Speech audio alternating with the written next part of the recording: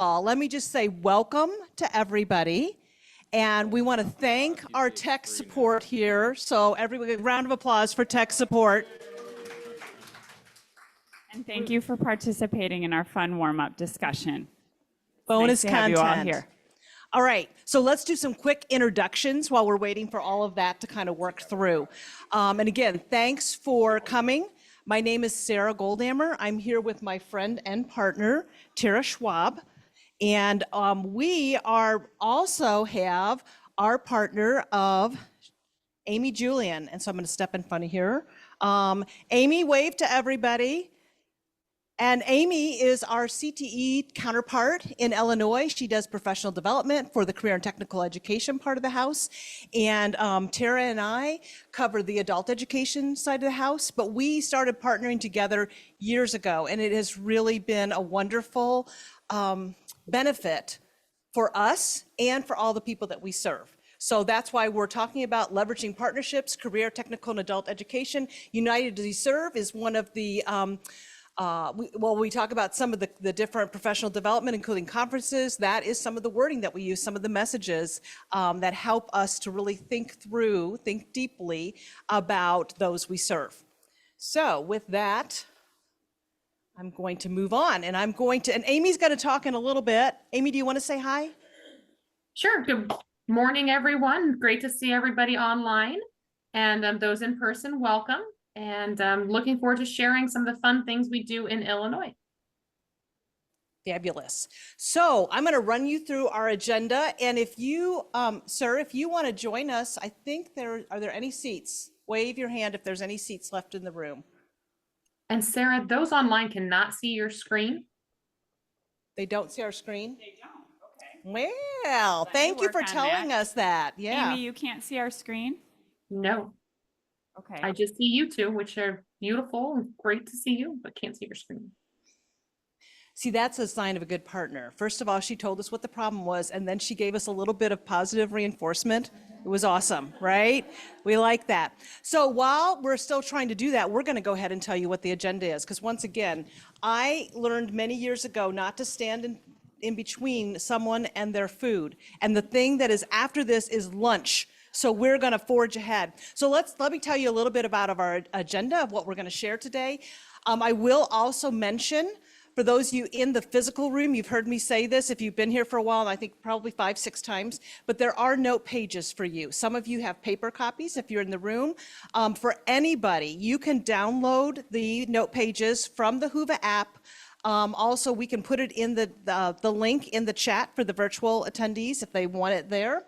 And what we did for that, let me be very explicit because we did it very purposefully, is we gave you basically a white paper. So everything on there is accessible and there's links. And so we wanted to give you as much content as possible. The slides that we're going to share, pretty much everything that's the content on each slide is in the note page for you in text form as well. Okay, so the agenda today, we're going to tell you who we are and why we partner. We're going to share with you the events and efforts that we partner with, and those things specifically are the Forum for Excellence, which is a yearly conference, Transitions Academy, which is an ongoing year-long event, Workforce Summit, which we do with our WIOA partners, the CTAE UDL SIG, which is one of my favorites, and that's the Career Technical Adult Education Universal Design for Learning Special Interest Group. So that's what all those letters meant. Our Workforce Academy training, which is an asynchronous online training, and Workforce Wednesdays, which, spoiler alert, those take place on Wednesdays. And that is something that we do in partnership with all of our WIOA partners. And that is our shared events. Our shared passions are UDL, Universal Design for Learning, teamwork, and our learners. And that all kind of goes together because we feel like by partnering, we are able to serve our learners, whether that's our teachers or the adult education learners in our state, more effectively. And we also do that for Universal Design for learning. So all of those things are there. And then it's kind of covered up by Amy, but in the screen, but what is replicable in your state? And we try to give you, and in the note pages, it says, here's a replicable activity or event, because I think when you come to this, you want to go home and say, yes, I have things that I can start using right away. So let me just tell you who we are and what we do. And these are our acronyms. Tara and I are part of the Southern Illinois Professional Development Center, part of the Illinois Professional Development Network. We are both funded, not Tara, Amy, and I are all funded through the Illinois Community College Board, which you see there at the bottom. That's our funder. Amy is part of the Illinois Center for Specialized Professional Support, ICSPS. It only took me about 2 years to be able to say that without, thinking about it. And so, yeah, so Amy, how many years have you been at ICSPS? It's been a long time, right? 20. What'd you say? 20 years. Okay, 20. Yeah, so we've all been around a lot of years. I'm just a few years beyond that from SIPDC. So, and Tara has been in adult education for what, like 15 years, something like 18 years. Okay, all right. So let's go on, and we're going to throw it to Amy, and she's going to tell you about one of the first items that was on your agenda, and that was the Forum for Excellence. Yes, thank you, Sarah. So one of the things that we do, and we have done for quite some time now, is the Forum for Excellence. And the Forum for Excellence is a partnership between career and technical education and the adult education system. And we really brought this together back in around 2008 when we were looking at the integrated career and academic preparation system for the state, adding that, which is what you all refer to as your IET modeling. We call it ICAPS in the state of Illinois, and we'll get to that in a little bit.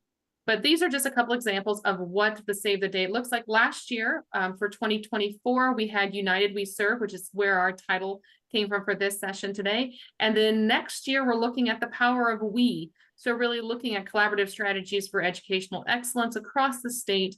And it's every September. It does move around a little bit there. You'll see it was the 10th to 11th. This year it's the 17th to 18th. And we really celebrate and bring in national speakers to talk about communication, collaboration, and coordination, but then also lean on our local experts at the community colleges and the adult education programming across the state to share on different topic areas. Everything from implementation of AI is being featured this year to ICAPS modeling and how ICAPS can be embedded and infused and grown across the state. And then also looking at ways in which they can partner with career and tech ed. So there's a lot of exciting things at our forum, and the forum has been going on since 2001. So we are in the 24th or 25th year of that conference. It's been a long time.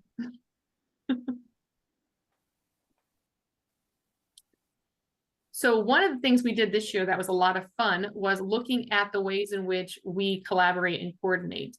And so find out something interesting about someone. So these were things that were put out on the tables as we joined, as people came together for general sessions. You sit down for lunch, for example, you're all going to be going to lunch quite soon. You sit down for lunch and then you have that opportunity to really, look around the table. And what we did was put out some questions, what new job opportunities are popping up in your area? What are learners interested in? And then how do you share information in your APC between education and training providers? And then we also had some fun ones in there. What's your go-to karaoke song? Or if you could shop for free at one store, which one would you choose? And so those were just ways in which we really fostered and facilitated networking without having us be sitting at every single table, but allowing those conversations to take place.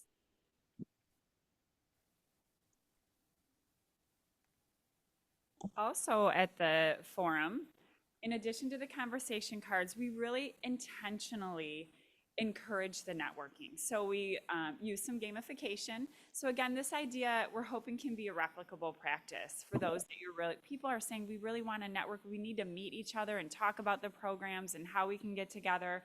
So we really have to encourage that and hit it on the nose. So we put aside some time for networking. It was literally a networking hour that we had during the happy hour at the hotel we were staying at. And we made bingo cards. And so what we tried to do is also kind of a mix between some fun questions, getting to know people, and also some questions that were related to programming. you know, and how people might partner. So we call that the CTAE, Administrator Networking, Find a Person Who. So it was kind of, we used Canva to create this. So there are a bunch of different ideas for things like this in there. And then from the forum, we jump into what we call our Transitions Academy. And the Transitions Academy is really designed to build and grow current, new or current IET modeling across the state. And as I said, for Illinois, we call it ICAPS, which is the Integrated Career and Academic Preparation System. And this is just a glimpse into how we started the year. So we did a virtual fall convening, which we have done the virtual convening as a fall convening, the fall convening as a virtual convening since the pandemic. And we've found great success with that. And so on October 16th, we got together and we all day looked at different topics that we had, linking education and employment, the roles of career and tech ed, adult education, and workforce education. We had great representation from our funding agency, ICCB, with the work-based learning director from ICCB, the director for career and technical education, and the director for adult education, all talked about ways in which they are collaborating, connecting at the state level, so then we really can emulate and mirror that at the local level as well. The next slide there. Here we go. Yep, there we go. Is what other topics that we had. So what this session is it's very much like a day-long conference, but it's within the virtual realm. And we're looking at kicking off with those statewide leaderships and then following with some breakout sessions. So we had innovative ways to use other grants to support Bridge and ICAPS. That idea of braided funding has been really pinnacle to IET implementation. And those are some of the things that we talk about with not only Bridges, but with ICAPS across the state. We talked about resource credentialing and DAISY. And DAISY is the Illinois data system that they use. And I cannot remember off the top of my head, Sarah and Tara, what DAISY stands for.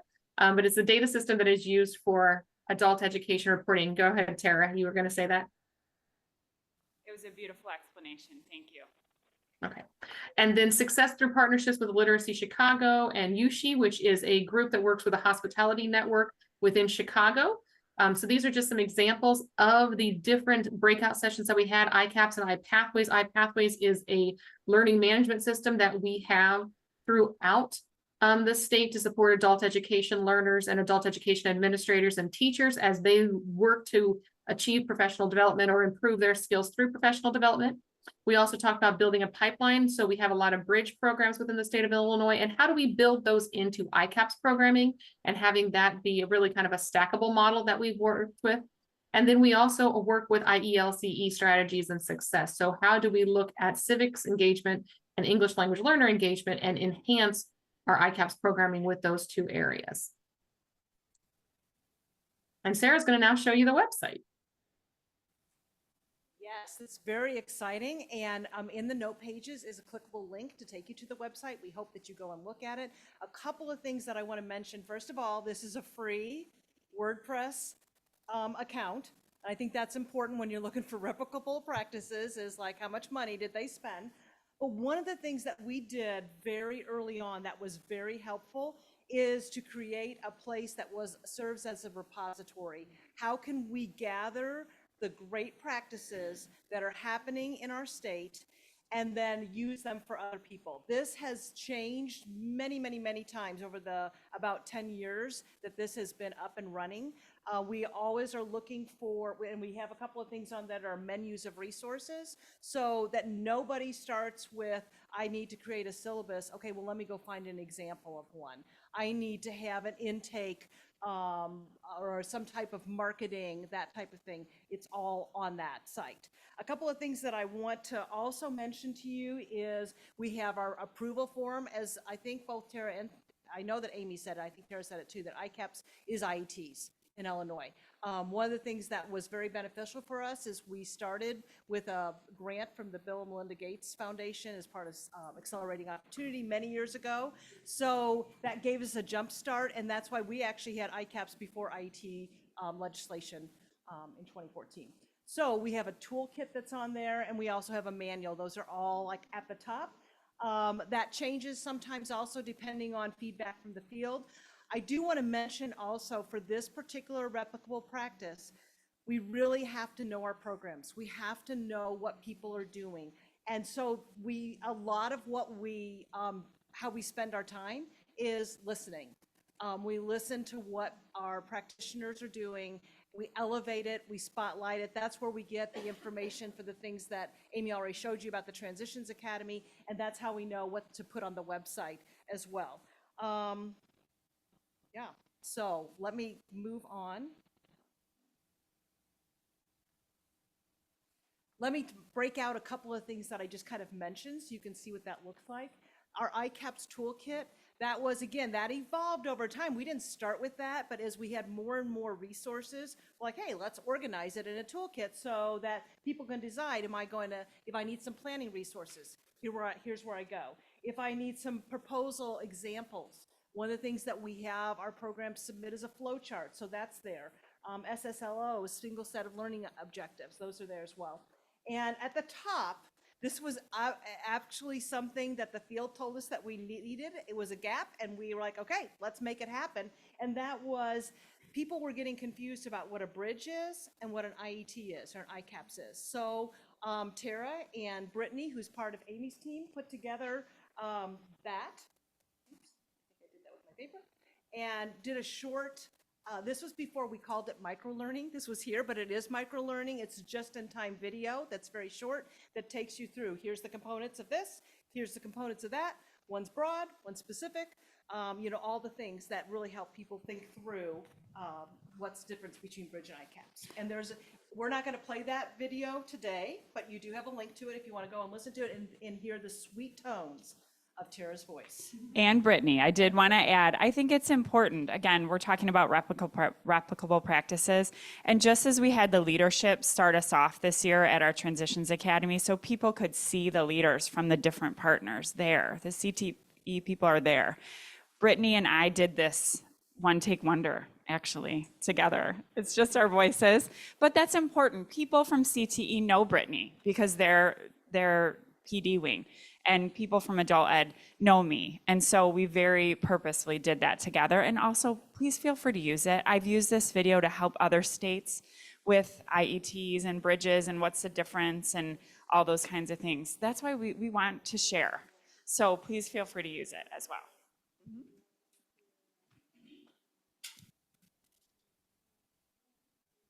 Okay, a couple of other things that I jumped the gun. I already said these, but let me just point them out with the little arrows on the screen. The ICAPS approval form. This is something else that our funders, the Illinois Community College Board, asked us to assist with them probably about 3 or 4 years ago. And we spend a significant amount of time helping not only develop the IETs in the state and the bridges in the state, helping to support our programs, but we also evaluate their proposals and give a recommendation to ICCB about a final approval. And so that's a big part of what we do as well. But we really do see that role as, hey, how can we help you make that magic happen? And a lot of times it's like, okay, this is great, but you're going to need this one little part added to that. And then I also already mentioned the ICAPS manual. That's available for you as well. And that's kind of a nice mixture of resources and policy. So both is there if you want to take a look at that and if that's something that you want to replicate in your state. And then, speaking of partnerships, one of the things that we did fairly early on, and then we did it so early on that we had to repeat it again, is to have examples of successful partnerships around the state so that other people could use them, because we had early adopters and we had people that came on a little later. The other thing that we really learned that's painful, and you may be experiencing this as well, is once you start something, people leave, and then you sometimes have new people come in. So it doesn't, like, once something's built, it doesn't stay built. And that's why we need those replicable practices for ourselves as well, is how can we keep the everything turning and moving forward as people come and go. So on your screen, and we love this, if you knew Amber Fan, who is a nursing instructor at Ren Lake College, which is in a very rural part of Illinois, that's her. Like, she's enthusiastic. She was an early supporter of IETs, ICAPS. But I was just going to say, because one of the things that she helped us with is she was an early champion. Because what we heard from our programs is, maybe they don't understand the value of what we can bring to them. So Amber more than once answered the call for us and talked to other nursing instructors across the state to say, no, no, no, no, you want to do this. This is awesome. This is going to help you. It's a pipeline of students into successful training within your CTE program. So this is just a little clip of Amber and the adult education, her partner, her learning expert is Allie Whittington, and the content expert is Amber Fance. We're just going to show a little piece for you. I have seen some people kind of struggle with team teaching because they feel like their toes are getting stepped on, either trying to take over my class when it's not like that. Like, you feel nervous about what's going to happen and how you're going to get along with this person, but you also grow as a person. You learn new techniques in the classroom. You learn how to deal with students in a different way. And your ideas may be different, but you can somehow incorporate them to work in the classroom. Both have to be flexible and willing to relinquish control at different points. You can't be in control 100%. Let yourself enjoy the process of having somebody else to share the load with you. And realizing that just because it's a solution for one student doesn't mean it's a solution for all of the students. And that's why co-teaching is so valuable, because you have two teachers bringing a lot of ideas to the forefront. Being able to, collaborate and work together, but at the same time, like, being open-minded. You can't just be a warm body thrown together in a partnership. It just doesn't work like that. We even ask each other, did I do all that I could? Mm-hmm. Can you see anything else possible that we could do to make this better? It's going to turn out wonderfully. You get out what you put in. Right, so in that particular case, we pulled one that has a bunch of different examples of team teachers. I will tell you also that's another thing that's evolved in our state. We were told by our local programs that because of union contracts, that sometimes that term team teaching was a hard sell. So we have rebranded, and since that was recorded, now we call them co-teachers. And that, it's a simple change, but we want to always be responsive to our field when they're telling us this is a problem. And this is the next step. This picture represents the next step in our year-long Transitions Academy. We partner with ICSPS, our CTE partners, and we put on what we call our cohort conversations, or cohort convos for short. So this is an in-person event. It's meant to be a team. It's meant to also encourage programs to use their partnerships and bring everyone to cohort convos and work on your IET, your ICAPS programs together. So CTE, we've had people from CTE, administrators, teachers, all come to the cohort convos to work on their ICAPS, and we're going to share a little bit more information about what we do there. So this is a replicable practice in itself that we wanted to share. At the cohort convos, part of it was, okay, everyone get together, talk about your goals for the day. We all shared some information from our different perspectives. And then we had experts at each table. We split up the tables into topics that people asked us for. And so people could go around for a certain amount of time and ask questions at those tables. It was received very well, actually, to the point that we repeated the idea. We had different topics this year, but we repeated the idea of the table talks 2 years in a row because it was very well received. People really appreciated the choice. There were no bells that we rang to go on to the next table. It was their time to work on what their programs needed, but we had someone placed, either from CTE or from our funder or one of us at each of the tables to help people with each of the areas. So something to think about for your staff, for your programs, for your classrooms even, to have this idea of different topics that they could really sit in and spend time on.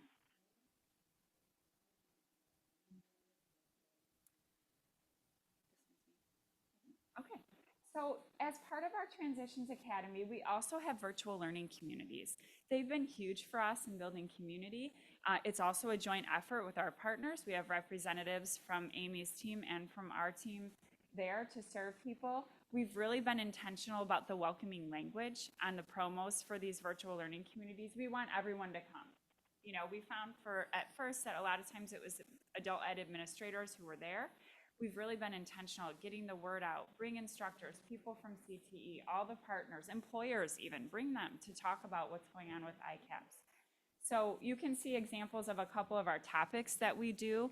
We spotlight programs at these virtual learning communities to talk about their best practices. And then there's always time for questions, networking, what people, please welcome, come in, there's a couple of seats. At a recent ICAPS virtual learning community, we had a math expert from one of our PD teams come and talk about contextualized math instruction in ICAPS. And then we had a couple of programs share what they're doing. At a recent Bridge virtual learning community, we had some Bridge curriculum updates. So again, we had one of our PD team members who's been very involved in those updates come and share. And then we also spotlighted some programs, and also we'll say, hey, come with your questions about how you can use the statewide curricula that we have. We did also provide links to that curricula. People can modify different pieces of the curriculum to work for their Bridge programs. And we have some programs who adopt the curricula as is. So they're like pre-approved curriculum for different Bridge courses for our programs.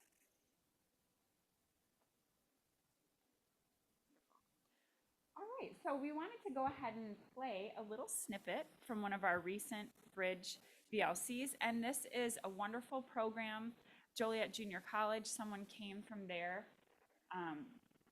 to share about what they are doing in their bridges. Having me, and good afternoon, everybody. I'm Michelle Lyman with Joliet Junior College. I'm the coordinator of transition programs and outreach.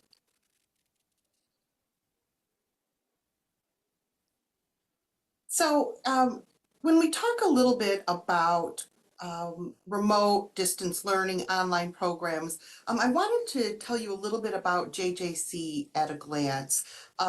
Joliet Junior College, which is District 525, is rather large. It encompasses about 1,442 square miles in an area that serves 7 different counties. I'm just going to play a teeny bit of it. I'm going to skip ahead to where she talks about a couple of her Bridge programs, just so you can kind of get an idea of what she was sharing. If I press play, it'll help. Bridge completely online, and then our nurse assistant or training for that is also offered online. And we like to use these graphics too, so you get a visual of what our bridges are. We like to say that we build bridges to get folks from point A to point B. Otherwise, it's a pier. And there's nothing wrong with the pier, but we really want to see our students be able to go from adult education. There we go, I think. So just letting you know, we also posted a link to where we post all the recordings from our virtual learning communities. And we are also very communicative with our audiences, both CTE and adult education and any partners, that these videos are posted, the recordings from all of our virtual learning communities for people. So I'm gonna go back here and it's not gonna start. Having me, and good afternoon, everybody. Okay, one last piece that we want to share here for kind of our monthly events. We hold ICAPS office hours. Again, there are representatives there from our funder, from Amy's team at ICSPS, for our CTE folks, and from our team. People can just pop in and ask questions. It's just a virtual office hours. And one of the best things that's come out of these office hours, in my opinion, is something that we've posted on the ICAPS website and in our administrator toolkit for adult education, and that's the frequently asked questions. So we have a living document that questions that are frequently asked about IETs or ICAPS in Illinois, we post them there, and so people go to that. You can see the visits, you know, people go to that all the time, and we reference it all the time. So that's one of the big bonus features that's come out of that. So again, replicable idea. What could you hold an ICAPS office hours for? How would you let people know about it? We post these promos on the website and also in our weekly emails that go out to our listservs that promo different professional development events.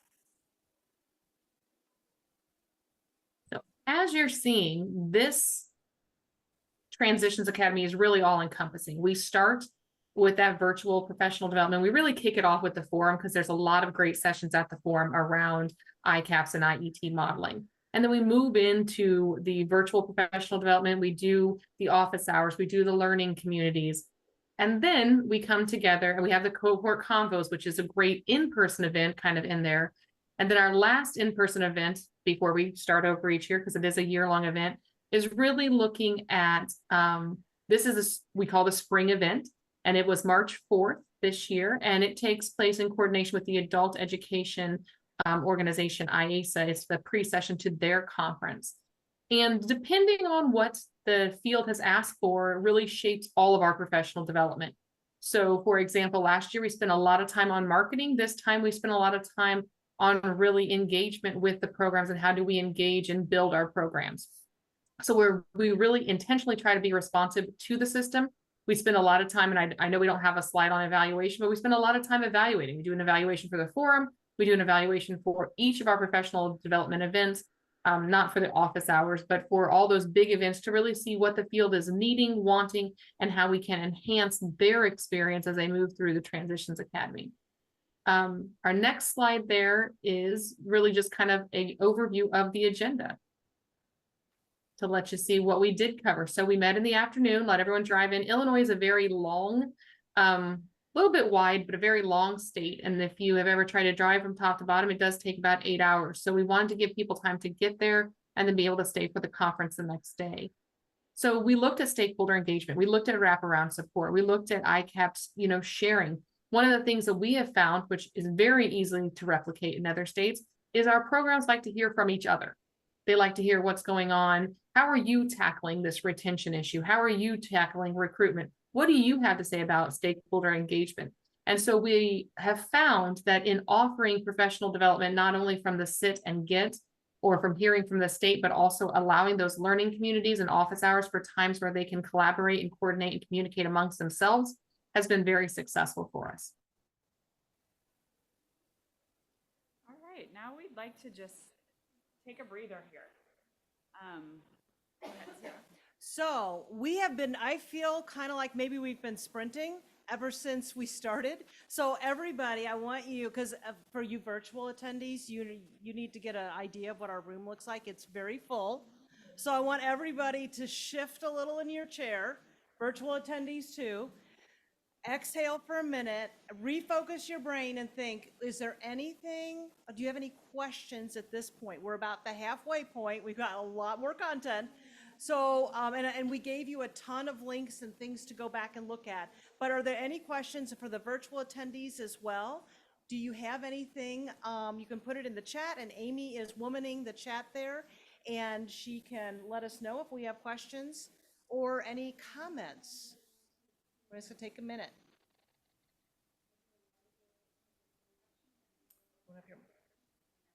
One thing as we're walking towards that question, I do want everyone online to know that the handouts that Sarah was mentioning that she was handing out, those are available on the WHOVA app. This presentation will also be available on the WHOVA app. So for everyone, whether you're in person or virtual, we're making sure that you have access to all the great resources that we're sharing today. All right, so I represent an employer in Lincoln, Nebraska. I represent Kawasaki. And between me and Anson Green from Tyson Foods, we're the only two employers represented here that I know of. And I see a lot of, partnerships and a lot of feel-good stuff going around here, but there's no connection to what the employers need. How are you making that connection? How are you determining what to put in your curricula to build these pipelines for employers? Great question. Amy, I'm going to say a couple of things, and if you want to add to it, feel free. But first of all, and thank you for bringing that up, the bridge curriculum that we have, we did engage with employers and ask them what they're looking for. So there's one for transportation, distribution, logistics, one for manufacturing, one for healthcare, one for IT, and one that's an overall career pathways, having people kind of explore. The other thing that happens is that is one of the reasons that we bring our CTE partners in. Every CTE program in the state of Illinois has an advisory council made up of employers that help them define what they need in their certifications and their trainings. And so adult education, for the most part, uses that as part of that partnership. They don't convene, because one of the things also that we learned a little bit the hard way at the beginning was that we needed to be coordinated, because our employers said, well, we are busy. We don't want different people. We want a coordinated effort coming to us and getting that information. So those are a couple of things. Do you have anything extra you want to add to that, Amy? Nope, you hit the advisories, which is a big proponent for us to have success with our businesses. And adult education needs to be at the table for those advisories, not just business, not just curriculum developers, but what we have done in the state of Illinois is made sure that for those programs that the adult education administrator is also at the table, so they hear what the employer says as well. But yes, employer input is very important and impactful to our career and technical education programs, and then as well to our ICAPS programming or IET programming across the state. One of the other things that we haven't got to yet is our Workforce Summit. And that this year, it's a new name for that very reason. We used to call it the WIOA Summit, and it was the core partners that came, and they're like, whoa, we need to have employers come as well. So it needs to speak to them, and they are absolutely part of the workforce, right? So we reimagined that to make sure that we were speaking the language of our employers. Yeah, go ahead. So this is not a question, but this is an add-on about employers. We serve 6,000 students in Houston.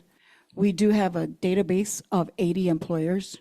And what we started doing was we made them a part of the assessment piece, evaluation piece, and they pledge to hire our adult education students. And anybody in here that works with adult ed know that it's very difficult to have the employer buy in, because the employer does not want to sign an MOU, neither do they want an agreement to say, I will hire a student. So the way we went around with that was we have an employer meet and greet monthly.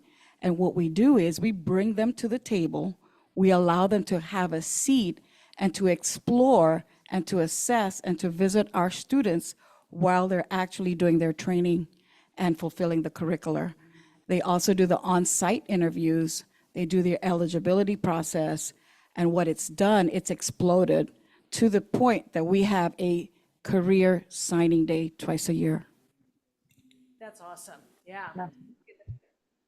I'm with the Mississippi Community College Board, and in Mississippi, at our community colleges, there's a designated person that's with Workforce or CTE that has the responsibility of working with the employers to find out what their needs are. So when there are curriculum writing meetings or update meetings, employers are able to be at the table to let them know what their needs are. Excellent. And that's similar to what we have in this. But I want to let you know, as there are programs, very specific programs in Illinois that do have those kinds of very tight partnerships with employers. And that really is, rather than being a statewide, it's locally, especially in Chicago. We have a lot of community-based organizations. So we've been talking about colleges so far in our CTE partners, but in our community-based organization, they have training partners as well, which occasionally is the local college, and sometimes it's a community partner. One of them I'm going to tell you it's very specific, very employer driven, is we had a banking, a bank, but there were multiple locations, who came to the CBO and said, we have a need for bilingual tellers. Can we help you train? And they did. And they did not have a formal MOU that they promised to hire, but that is the end result. They worked together on the curriculum, and that is where, basically that was a beautiful interaction. So, all right. Any other, yes. Hold on. Yes. For the online, yep. Make sure that everybody can hear. For that particular example that you just used, did they sit down and do the single set of the SLOs together? Yeah, Okay. so I want to say yes, the easy answer is yes. There was some modification of that because the other thing is the employer's not an educator, so we needed to meet them where they are, right? And we needed to make it realistic for them of how much time so it was probably a little bit more like, okay, here's what we want them to know. Now you develop this, and then we're going to let you know if that's working or not. That's kind of the very loose interpretation of what happened. And they also went so far as to add a certificate with the bank. So they created it, and on the back of the certificate, there are agreed upon skills that a student will have the ability to do when they complete this training, and the bank signs that certificate. So it's become a very, they've really kind of tightened up the process, and, they've had a good relationship with the bank for years. So, and we have another program in the city who has it's a CBO, and they work with a local culinary union, and they have a training that happens. And they also, as a program, they recognized, okay, they looked at the data, students were dropping out week 4, what's happening? They were really struggling with some of their knife skills. And so they have built a bridge within their program to prepare them for the training with that employer. And so when these relationships really start to take off, we can, as adult ed programs, take a step back and really work to, prepare students for the training that they'll enter with employers or CTE or. Thank you so much for all the insightful knowledge you're giving us. I just wanted to know what is the definition or distinction between the bridge and the other courses. Thank you so much for asking. And also, please feel free to use our video because it's a common question. Bridge programs take place within the adult education classes. So they're taught by an adult education instructor within the program. So they're all adult ed. And then students can move into IETs or ICAPs. Those words mean the same thing. ICAPs is just Illinois speak for IET. And so in an IET class, an adult education instructor partners with a training partner to provide training for students. So students in the support courses that are adult ed teachers' responsibility, they're still working on meeting their adult ed and literacy goals. So that could be language acquisition, obtaining a high school equivalency or high school diploma. And they're also getting workforce training with that workforce training partner. So a lot of times our adult ed instructors will audit the class. Sometimes it's a full team teaching. I actually had the pleasure of teaching an IET class, and with some of my teaching partners, it was a full team teaching situation. Some of them were not okay with that, but I was still in the class supporting the students. And also workforce preparation takes place with both the adult ed instructor and the training partner. Oh, I taught IT. ICAPs. So yeah, it was awesome. So the workforce group, Yes. they also come to the classes to teach, or is it a separate, after finishing the course, they get that workforce? That's a really good question. It has to happen concurrently. So the adult ed instruction and the training instruction, it has to happen together. So that's a really good question. So in those classes, the training partner, it could be a CTE partner. So in my situation, my adult ed program is at a community college, and we were partnering with our CTE partners to provide that IET. And so it was a computer information systems teacher. So the students earned college credit as well. And I had ESL students and ABE, ASE students in that class. And so their adult ed and literacy goals were all different, but we were able to help the students. And some training partners are outside training partners, so the classes might take place at like a truck driving school, and then the adult ed teacher would go there, so, yeah. Could that happen across the state?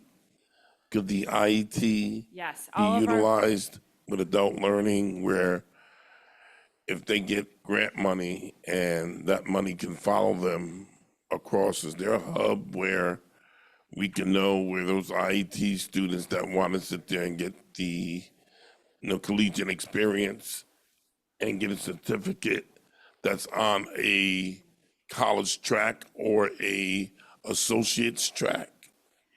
The IETs typically take place, or the IETs are associated with an industry recognized certificate. So a lot of times the IET programs are shorter trainings. However, some of the community colleges do have IETs that are associated with, well, an associate's degree.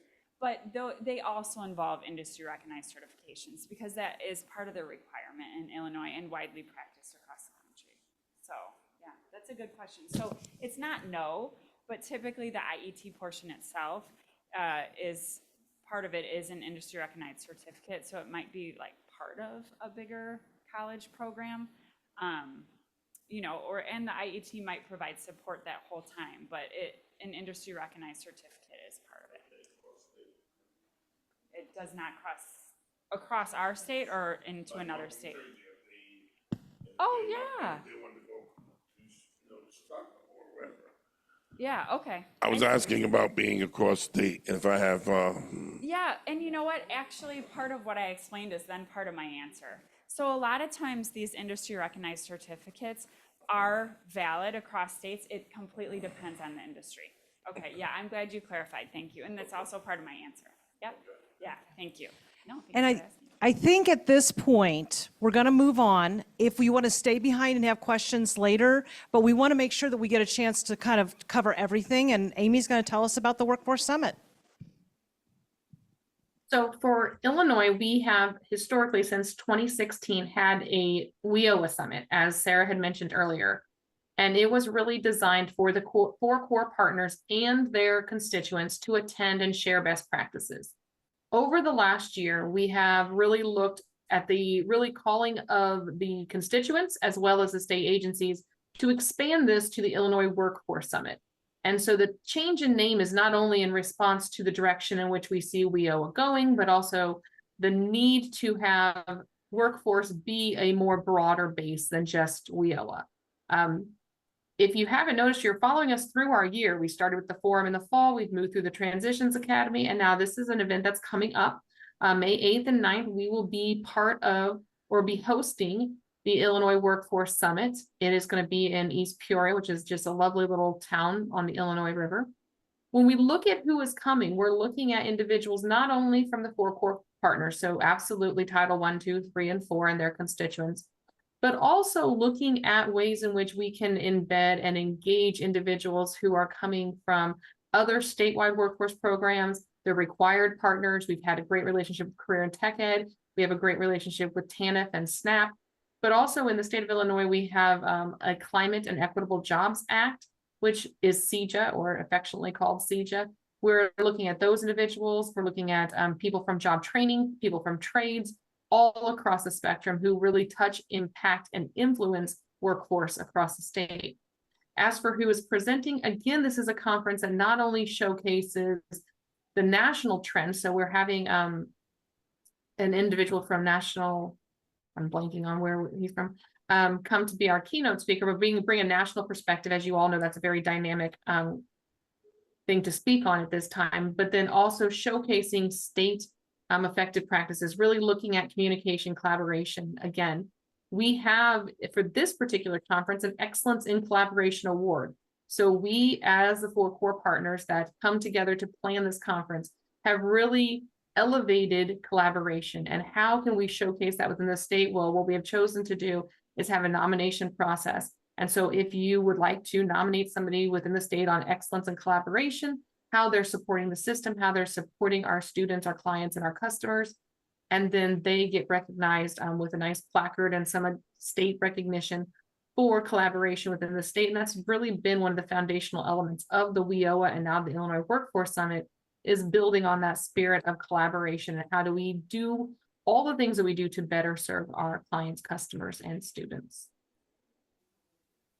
So that's just a nice snippet there. Can I just add one thing? Everything that Amy mentioned.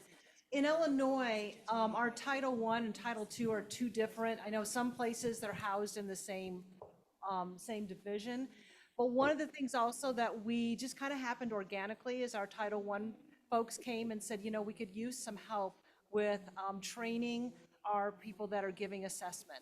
And then we're like, okay, great, we'll come and do that for you.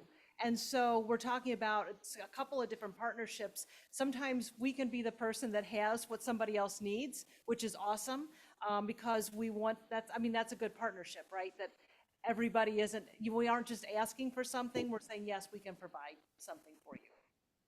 Well, actually, as we move to the next slide, our 4 core partners are in 4 different state agencies, not just Title I and II by themselves, but so bringing those individuals together and creating that collaborative environment at the state level is also one of the fun experiences and challenges that we have as a state, getting all of those entities to agree.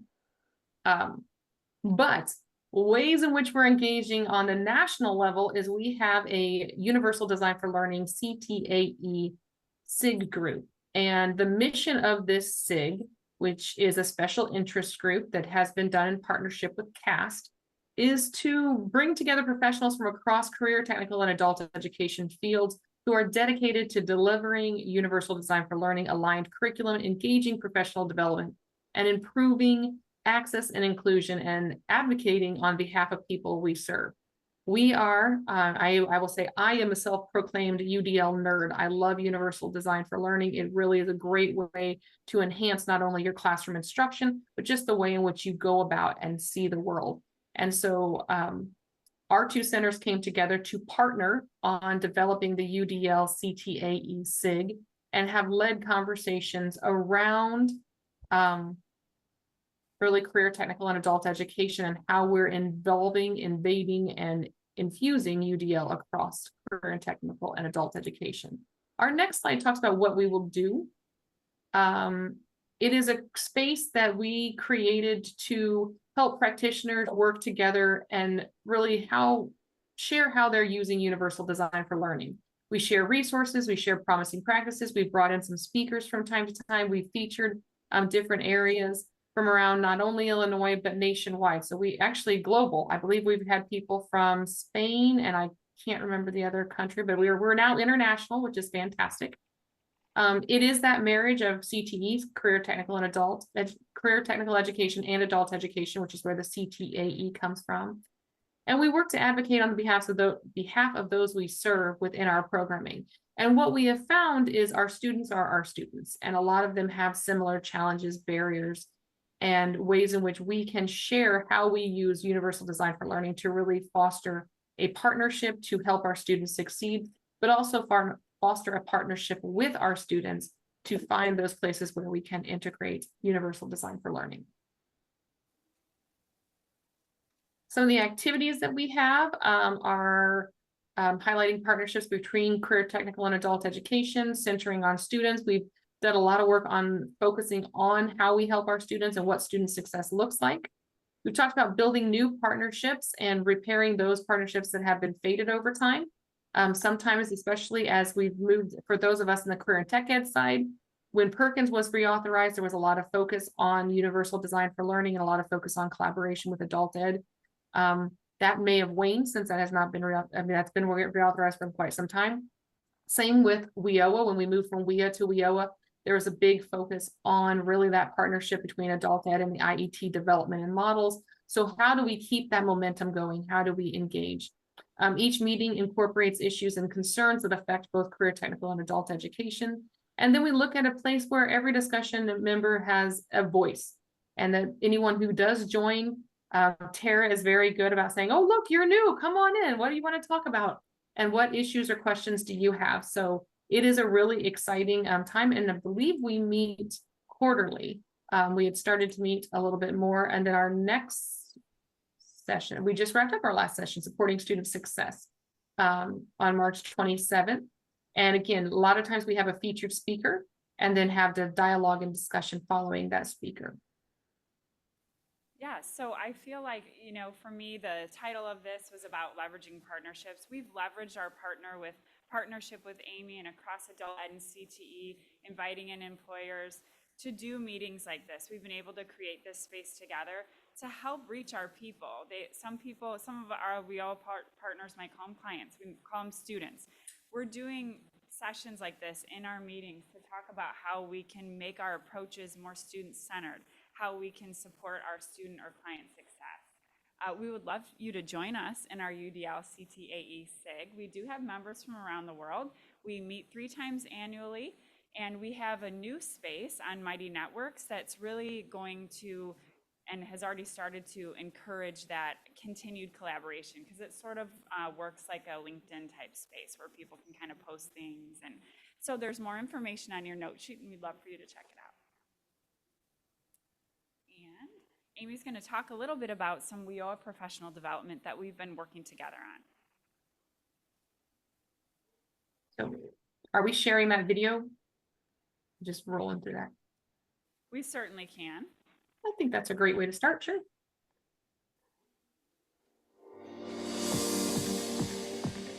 WIOA, the Workforce and Innovations Opportunity Act, was signed into law in 2014 and went into effect in 2015. The purposes of this act are: 1, to increase, for individuals in the United States, particularly those with barriers to employment, access to and opportunities for the employment, education, training, and support services they need to succeed in the labor market.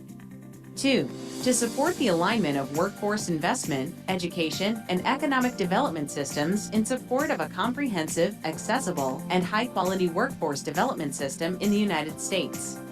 3, to improve the quality and labor market relevance of workforce investment, education, and economic development efforts to provide America's workers with the skills and credentials necessary to secure an advancement in employment with family-sustaining wages, and to provide America's employers with the skilled workers the employers need to succeed in a global economy.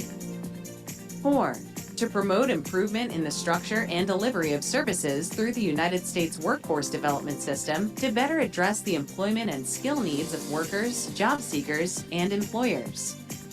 5, to increase the prosperity of workers and employers in the United States, the economic growth of communities, regions, and states, and the global competitiveness of the United States. 6, to provide workforce investment activities through statewide and local work. Okay. Yeah, I was saying we can wrap that. So that is one video. What we have done with the Workforce Academy is looked at ways in which we have found the calling came from the idea of we want everyone singing the same song to the same tune with the same lyrics. And when it comes to workforce development, that sometimes gets a little skewed. So what we have done is looked at a way in which we can deliver professional development to administrators, to frontline staff across the 4 core partners. And this does really focus on the 4 core partners and really looking at ways in which we can support singing that tune, getting the lyrics out there and getting those individuals and resources shared. So we're looking at developing this. We're using the talent LMS to put this information on. We had a organic LMS that we used for a little bit, and that it just, with technology, we have found that started about 2017, and technology got ahead of what we could develop. So we lean on talent. Talent's a fantastic tool. We have customer service for WIOA, an introductory module. We have modules on eligibility. We're looking at modules in communication, looking at modules not only for our frontline staff and our administrators, but also for our local and our state boards.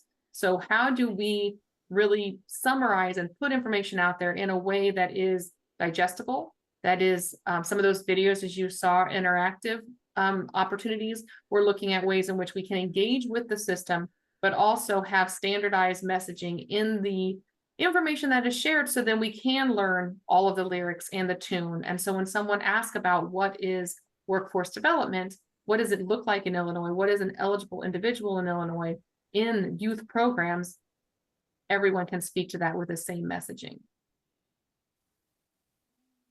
And then the next slide there kind of shows you a little bit of the Workforce Wednesday webinar. So some of these topics are going to be pulled into the Workforce Academy. We have implementation and compliance, data systems, trauma-informed practices, supporting targeted populations, accessible practices, and workplace communication and culture. This is really a dividing up of a good 7 years of content into these 6 areas. So we've had a lot of Wednesday webinars. You look at 52 weeks in a year, and we do take off for the holidays, but for the most part, we've had 300 plus professional development events for Wednesday webinars across the year. And you're looking at ways, because again, sometimes you have two, we sometimes do a 10 a.m. and a 1 p.m. on Wednesdays. But there's a lot of professional development that is done. We are very intentional with the content to be something that is available for everyone in the system. Or if it is specifically to, say, Title I, we mark that. If it's specific to Title II, we mark that. But we also encourage our system to attend and learn. We've had Title IV do quite a bit on accessibility for us and how to make our workplaces more accessible. These webinars are also then made available to the local workforce boards and through our LWIA system to allow the boards to possibly be trained and train employers on, accessible practices, things of that nature. But those are not just the only topic areas. I just want to make that clear. Those are the way we've categorized our Wednesday workforce webinars.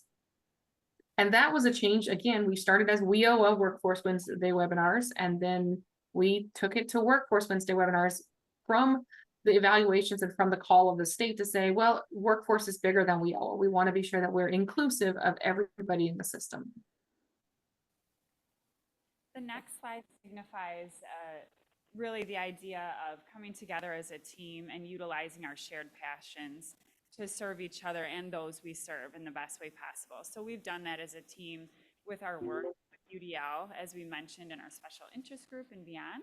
And we did post the link to the UDL guidelines, which are shown on the screen here. It's just providing options to our clients, to our participants, to our students, to each other in our professional development in order to represent material in the way that works best. So again, we really try to post recordings, transcripts to everything we're doing, and we're very intentional about communicating that, just as a few examples. So we really try to embody all that we can with UDL throughout our work together. It's a shared passion through our partnership.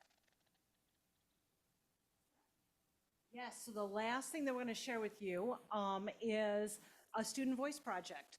One of the things that we realized was that there wasn't a unified group for career and technical education in UDL, so we created the SIG.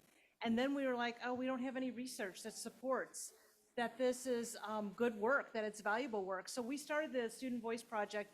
I'd love for you to come along if you're interested in that, but I want to save some time for questions, so I'm going to just tell you about this quickly.